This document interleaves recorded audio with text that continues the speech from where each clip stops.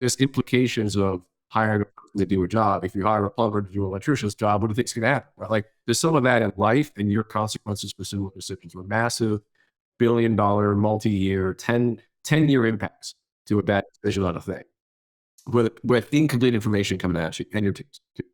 How did you approach that? I think where we saw success, right, was we started to enable tools like OTAs and things like that.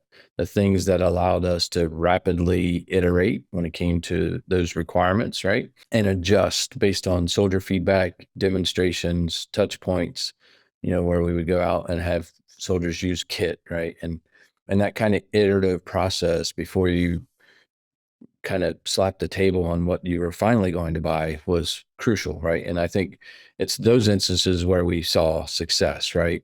And then you had other programs that were probably operating off of what they call a major capability acquisition pathway, had a requirements document that was 7+ years old, and you just did not get necessarily, you just didn't get relief from that, right? And so you kind of had to build something that you knew probably wasn't what was needed at the time.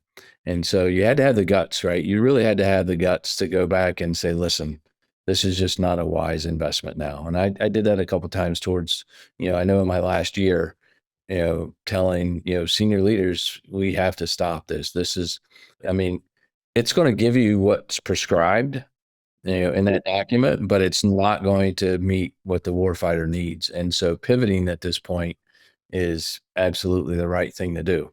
And we saw that in Ukraine.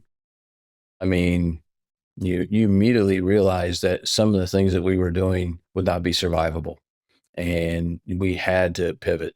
And and while it's great to be able to stand up and say that something's working and is going to be fantastic, it takes more guts to say this is not going to work, and to kind of tell truth to power and walk away.